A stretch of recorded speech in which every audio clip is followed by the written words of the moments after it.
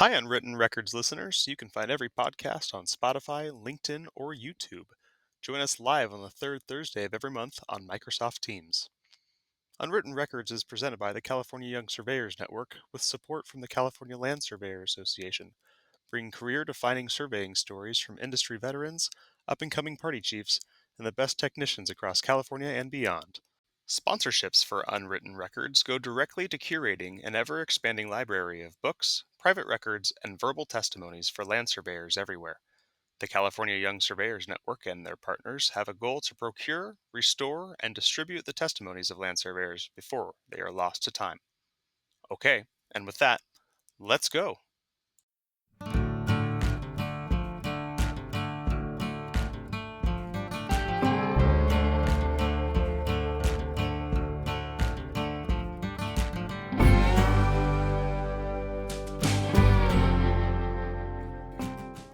On today's Unwritten Records, we're talking about the Public Land Survey System and marking United States National Forest boundaries with Brandon Murray, a party chief from the Los Angeles area. Welcome, Brandon. Thank you for having me. Of course. I'm so stoked to have you on the program. When you reached out about your experience, I knew that we had to get you on. It's exactly what I was envisioning in terms of surveyor storytelling. Before I get ahead of myself, tell the people a little bit about yourself.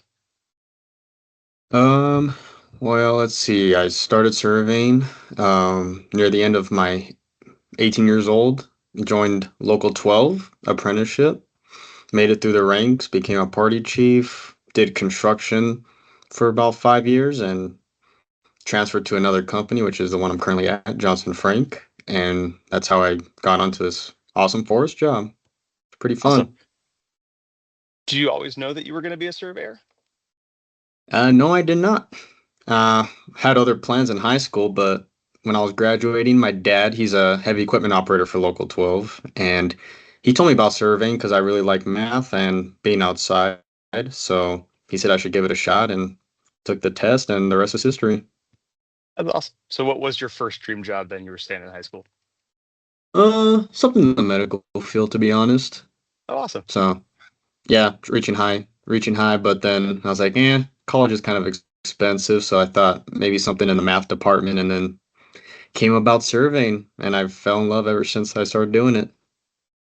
That's awesome. So you mentioned that you moved from a construction staking early on in your surveying years. And so that primarily, and now you primarily work with boundary solutions and mapping. So what made you excited about making that transition over to what you're doing now? Well, construction was fun, but I knew ever since I got to surveying, I wanted to get licensed and be more well-rounded. And you can't really know a lot about boundary if you never get the chance to work with it. So I just decided to try it and leave construction, find a company that's more into their mapping and boundary work, and decide to go about that way. Awesome. So introduce us to your current project that you're showcasing here today.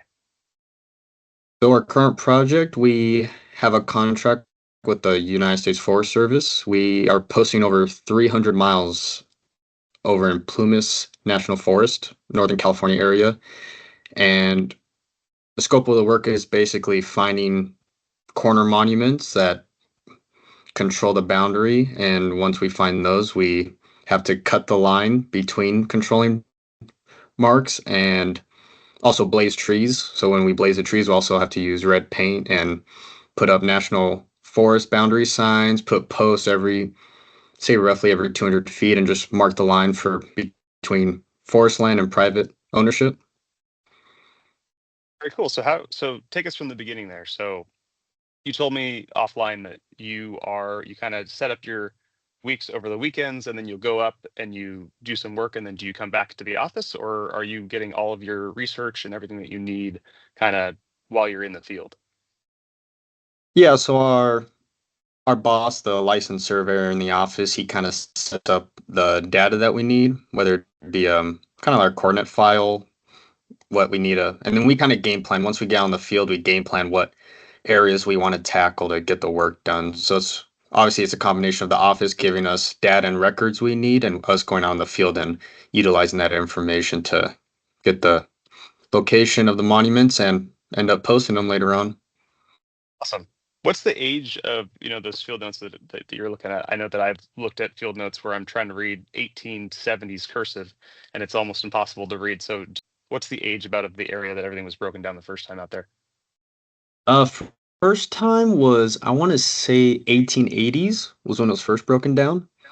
We've been fortunate enough that most of the boundary has been resurveyed. A lot of the monuments have been perpetuated, whether it be private surveyors or BLM going out there in the, I want to say, 70s and 80s, putting in new monument digging monuments.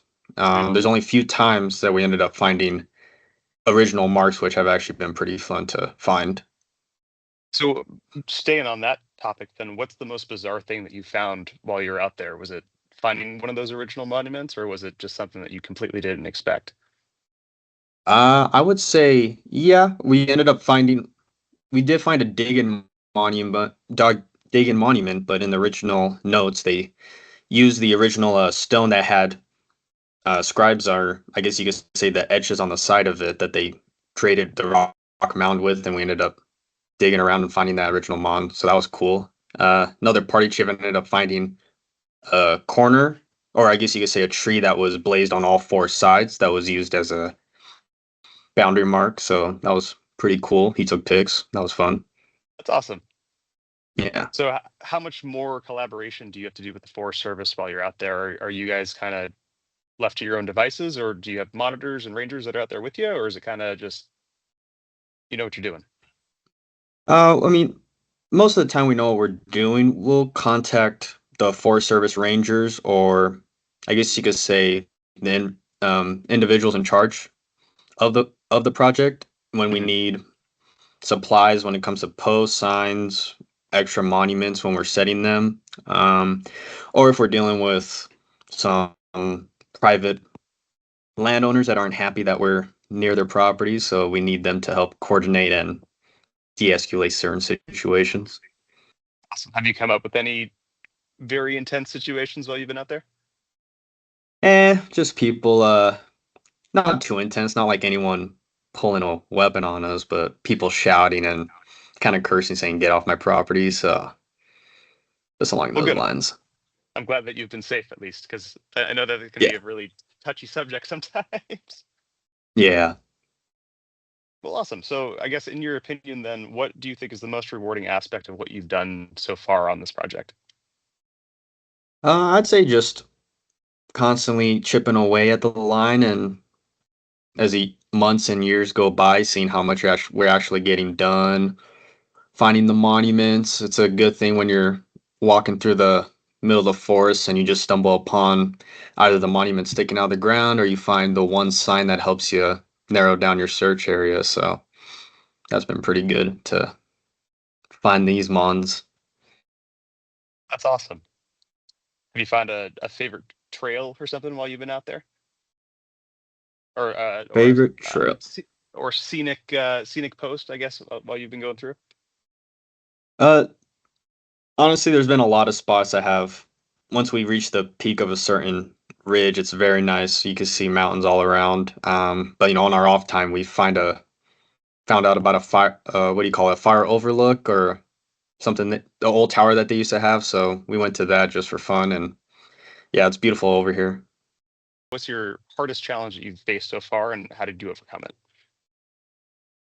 Um, I mean, it's a continuing challenge, but I would say getting enough open sky to get our static sessioning within the forest. So we usually go about once we locate the monument, we'll go out and set control points, session our GPS units on it, and hopefully long enough and with open enough sky that we could get some state plane coordinates and post between the mons. Sometimes we'll get within our tolerance. Sometimes it's way off, and we have to traverse between the mons, and the office will help, run it through a least squares adjustment and get a fix for us. But I'd say that's the most difficult part is just getting enough raw GPS data for us to utilize.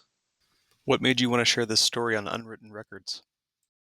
I mean, I think it's fun because how many surveyors do you know get to go out and hike, find these monuments, and post for the forest? Um, I mean, I come from local 12, so a lot of guys that are part of that, we're just mainly construction, staking, whether it be highway, whether it be small projects or larger projects, but it's a lot of more dirt work and things along that line. So getting a chance to come out and I guess to use the term real surveying, I'd say is once in a lifetime opportunity to do that. Okay, so one last question for you, and I'm going to put you on the spot here. We're going into a segment that I like to call the Surveyor Soapbox. It's a place in unwritten records that I want to give land surveyors the opportunity to speak freely and candidly about their work, experiences, or opinions about the profession. So I've got a list of questions, 6 of them.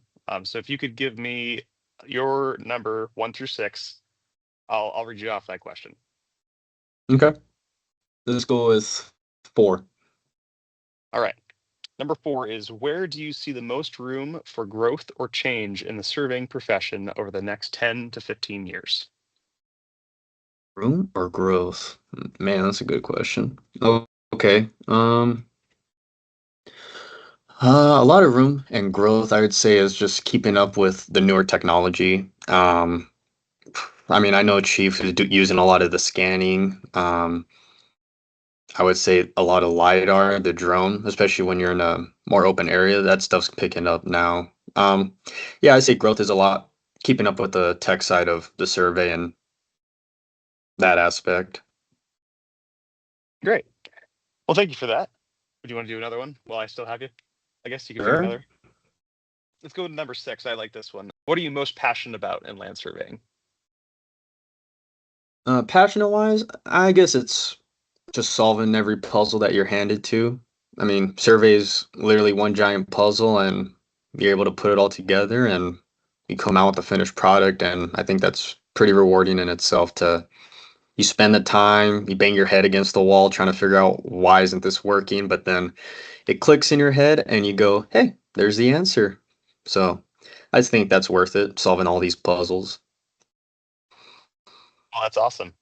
Wow, we really blew through that, and I realized that that is a lot of Yeah. questions, and you had great answers, and I appreciate it. So thank you again, Brandon. This has been a blast, and I guess tell everyone where they can find you if you care to. I don't really have anything. I mean, I'm on LinkedIn, that's all. Yeah, I'm just on LinkedIn. So if you end up running through my profile, go ahead, but I don't have a really digital footprint. No worries. I kind of stole that from like another podcast, and I was like, this seems like something that could happen at the Yeah. end. No worries.